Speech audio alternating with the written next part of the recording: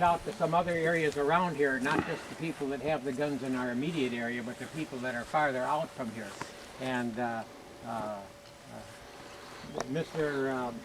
Gapko? Gapko. Laurie, at any rate. And it's Laurie. Yep. You're from where? Eau Claire, right?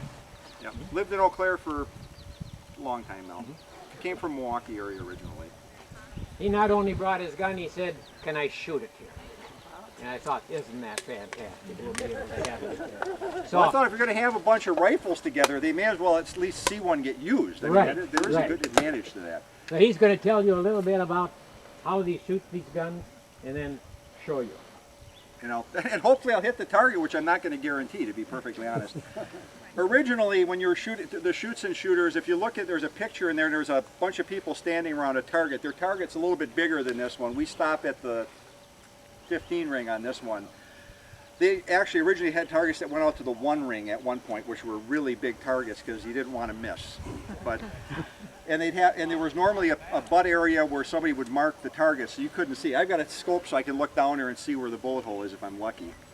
But they'd have a person down there, and if you shot a 25, then they'd wave an American flag. They had Maggie's drawers, which is a red thing that they'd wave, and they'd also mark where the shot was on the target, so you could tell what you were doing. And a lot of the Scheutzen matches only had one target, and you had to load your rifle behind the line, walk up to the line when it was your turn, take your shot, see what you got, and then walk back and reload while somebody else was shooting. Nowadays, we just have a whole bunch of targets down there at 200 yards, and everybody shoots, and when the time period is done for shooting, you walk down and then you can really see what you've done. A lot of the shooters did and still only use one cartridge case for shooting. They've got their powder measure set up like I do here, and they'd load one case with powder, load the bullet in the barrel, put the cartridge in, and then fire that shot, and then deprime the thing with their depriming tool, which I left inside there, put a new primer in, put new powder in. I use a cork wad on them. Some of you use cards from postcard wads and other stuff, but to keep the powder in place when you were loading it so you didn't dump it. If you dump it in these, it's kind of a mess because then you get powder all over inside, and then you got to stop and take your gun apart and clean it, which isn't so good. But basically, the shooting that we're doing now, it's a German ring target, which is a reconstruction of what they were shooting at about 120 years ago, about. Yeah, easy. Yeah, and we're still using the same target. They used to have all different kinds of targets to shoot.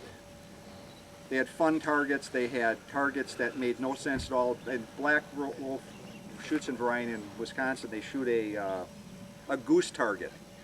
And there's an egg behind the goose, which you'd think you would never shoot because it's an awful long ways from a full-size goose.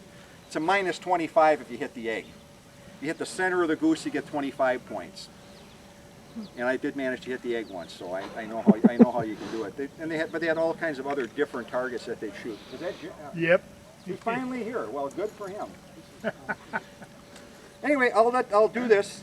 You breech seat a bullet by putting the bullet in. Normally you have a breech seater that fits the bullet. This one doesn't. Normally the bullet would go inside the breech seater. This bullet doesn't, because Pope had a tendency to make his chambers, or the front of the back where the bullet is going, a little bit bigger than normal, so the bullets don't like to go in very well. I'm going to put earplugs on. This is not a very loud rifle, but my wife tells me I'm deaf enough the way it is. Yeah, they're not real loud, but it wouldn't hurt. If you plug your ears, it wouldn't hurt you, but you're probably not going to get hurt anyway. So what you do is you take the bullet and drop it into chamber, and it gets grease all over everything. You use this breech seater, and this one you just give it a wrap with your hand, and the bullet is tapered so it goes into the barrel real easily. And you take out a cartridge case. Oh my gosh, it's actually going to have to happen now. And this rifle has double set triggers. You pull the back trigger, it sets the front trigger, which is very light. I think this one's probably about 8 ounces for the rifle to go off. And hopefully it all works. Hopefully I can find the target. That's going to be the... To the right, and I wasn't even on the target when the gun went off, so that was a good shot. And this is a martini, so they like to self-eject for you, which is kind of convenient. We'll try again. I'm not even going to look through the spotting scope because I think that was really bad. I think Harry Pope, who was the guy that originally built this rifle, had that problem at a match once where his gun went off when he didn't want it to. And in the old days, you got a 0 for that. Pope did the barrel only. The rest of the guns pot. But in the old days, when you shot, if you missed, it was a miss. Now we shoot 10 shots. We shoot 10 until we get 10 shots on paper, which does help some days. We'll try it again and see if I can get it on the paper this time. Actually, that orange fence is disconcerting.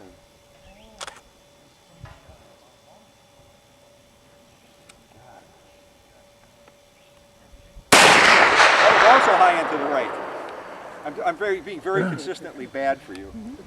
You say Pope made the barrels for these? This particular one. Oh yeah. It's been it was rebarreled. I'm going to keep trying until I think I hit the target or until it comes close to He 1 o'clock. shot it at We have to- 200. With these you usually can call. I mean, you know when you're on, when they break. Yeah.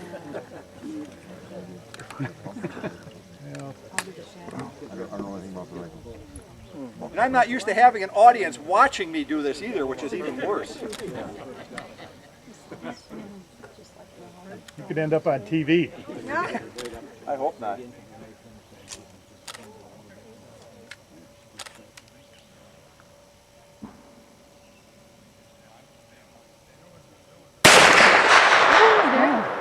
Got it that time. I think it's going to be an 18 on the right side of the target. So this time I'm going to look through the spotting scopes. I think I at least may have hit the target if I got lucky. God, the way it's flared. And interesting enough, I can't see any holes, but that doesn't surprise me because sometimes I can't see The them. little Kentucky windy got the barrel a little. It's That's pretty good. yeah, the ground isn't level here. I'll give you a good excuse for why I can't shoot them hitting standing pretty much the same sideways, if that helps. I could see it. You want to try it, Dennis? You may as well. Maybe you can hit the target. No, I wouldn't go that far. How many grains of powder? I honestly do not know how many grains of powder I'm using. It's set up on the powder measure with, I think it's about 16 and a half, 17 grains, 47.59. Yeah, 47.59, which is a bulky powder. There's supposed to be a palm rest on that rifle, which isn't there either. So. Dennis will hit the target. Oops. Did you load a case? Nope. Ah, that helps. I thought you loaded it for No, me. I put a bullet in. That's all I did for it. Boy, that would have been a bullseye too. I wouldn't have handed you a loaded gun. Hey, sure. He didn't flinch. Wrong one. That's me.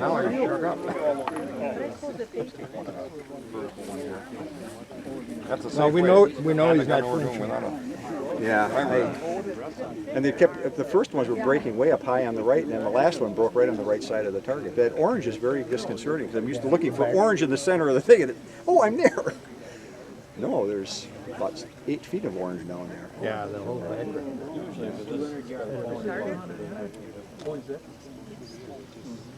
I'd rather have green. I'd rather have white anything, so I could see. Yes, it does. It does. A always definite good. maybe. A definite maybe. Well, that's good. It's better than I did. Anyway, nowadays we shoot these matches. I like shooting. There's a 100-shot offhand match, and that's the match that I like to shoot the best. But I don't do very well at it. There are guys that this target, the bullseye is 1.5 inches in diameter. At a match this spring or this summer, one of the guys shot on one of the targets. He had a 237.